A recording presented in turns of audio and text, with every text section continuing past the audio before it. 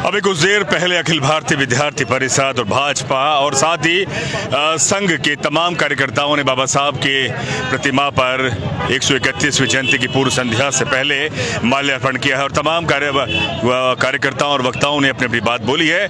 मेरे सामने यहाँ पर भाजपा के नेता रामकिशन मेघवाल हैं। हम उनसे कुछ सवाल हैं, हम उनसे जानना चाहेंगे। सर, कल बाबा साहब की जयंती है, क्या लगता है कि बाबा साहब की हम वाकई लोग मान रहे हैं या सिर्फ जयंती के दिन लोग इकट्ठा होते हैं? कल बाबा साहब की 131वीं जयंती है। पूरे देश भर में ही नहीं, पूरे विश्व में बाबा साहब को नमन किया जा रहा है। इस अवसर पर पूर्व संध्या पर विभिन्न प्रकार के कार्यक्रम में कुछ लोग दीपावली मना रहे हैं, कुछ लोग बाबा साहब के जो स्टैचू है उसकी साफ सफाई कर रहे हैं और कल ठीक से उसको मनाएंगे। पूरे देश भर में वर्ष भर बाबा साहब को याद करते हैं और बाबा साहब को नमन करते हैं। केवल एक दिन नहीं, बाबा साहब तो रोजाना याद आते हैं। क्यों कि ये देश बाबा साहब के द्वारा लिखित संविधान के अनुसार चल रहा है, उनके नियमावली को पालन करते हुए चल रहा है, इसलिए नित्य प्रति बाबा साहब को याद करते हैं। एक सवाल कि हाँ, आप ही पकड़ लें। अब मैं आपसे सवाल पूछना चाहता हूं। लगातार दलितों पर हमले हो रहे हैं, लगातार। राजस्थान ही नहीं, यूपी हो, मध्य प्रदेश हो, पंजाब हो, दिल्ली हो, कहीं हर जगह। लेकिन जहां भाजपा को और साथ ही जो आरएसएस से और विश्व हिंदू परिषद, तमाम उन संगठनों को भी मुखर होकर सामने आना चाहिए, वो नजर नहीं आती। क्या वजह है मुखर होकर नहीं आती है? राष्ट्रीय स्वयंसेवक संघ 1925 में प्रारंभ हुआ। उसी दिन से समरसता, समानता और दलित उत्थान का काम कर रहा है।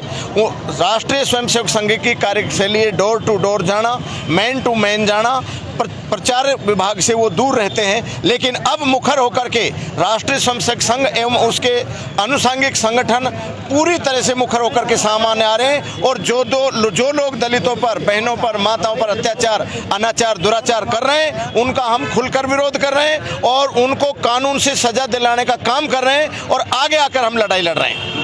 दलितों पर मूंछ रखने पर, घोड़ी बैठने पर, जूती पहनने पर, सिंह सरनेम लिखने पर उनकी हत्या हो रही है। राजस्थान, देखिए राजस्थान में कांग्रेस, सुनिए आप कहीं नहीं है, आप गलत मोटिवेट कर रहे हैं। मैं जो कह रहा हूं उसको सुनिए, आप बोलिए, मुझे बोलने दीजिए पहले आप। प्लीज। राजस्थान में निकम्मी कांग्रेस की सरकार है। जहां जहां कांग्रेस की सरकार रही है वहां दलितों पर अन्याय, अत्याचार, व्यभिचार, दुराचार होता रहा है।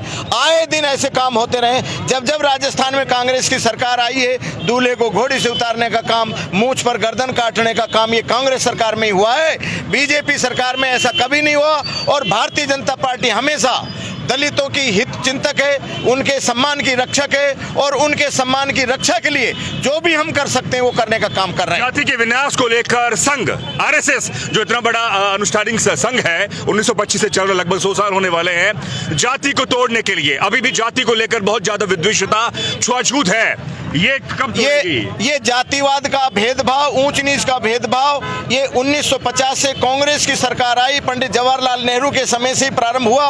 बाबा साहब को नेपथ्य में घेरने का काम हुआ। बाबा साहब को मंत्रिमंडल से बाहर आना पड़ा। बाबा साहब जब लोकसभा में जाना चाहते थे तो कांग्रेस ने बाबा साहब को लोकसभा में नहीं जाने दिया। जब बाबा साहब ने अंतिम सांस ली 26 अलीपुर रोड, नई दिल्ली, तो रातों रात बाबा साहब के शव को इन कांग्रेसियों ने मुंबई समुद्र के किनारे ले जाकर दाह संस्कार किया। ये भेद का काम केवल कांग्रेस ही कर सकती है और कोई नहीं कर सकता। और इस समय सामाजिक समरसता में हम सब मिलकर काम कर रहे हैं और एक एक समाज को, जिसको लोग पहले ऐश्वर्य से कहते थे, आज उनको हम अपने गले लगाकर, उनके घर पर जाकर उनको सम्मान देकर, उनको इज्जत देकर, उनको सम्मान देकर हम उनका काम। आपको लगता है कि देश के राष्ट्रपति दलित से जाति से आते हैं, वर्ग से आते हैं, क्या वो मुखर हो पाए? लगातार हमले होते गए दलितों पर, क्या उन्होंने अपनी आवाज को बुलंद किया?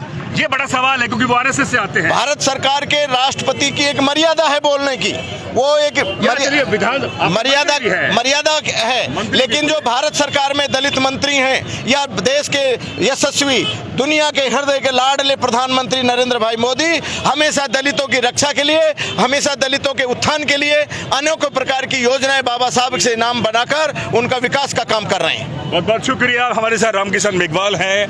आरएसएस से ताल्लुक़ रखते हैं, भाजपा के नेता हैं, उन्होंने बात जो बोली, लेकिन सवाल यही है कि क्या इस मौजूदा हालात में दलित जो इतना बड़ा अब इस देश का बहुल्य आबादी है, क्या उनके जो लगातार उन पर हमले हो रहे हैं, और बाबा साहब सब दलितों के ही महानायक नहीं हैं, ये बहुत बड़ी हमारी सबसे बड़ी नाकामी है कि हमने सिर्फ उन्हें दलित आइकॉन बना के रख दिया, जबकि वो देश के नहीं दुनिया के आइकॉन है जिन्होंने संविधान नहीं लिखा, उसके साथ साथ उन्होंने देश को एक राष्ट्र निर्माण के लिए बहुत बेहतरीन काम किया।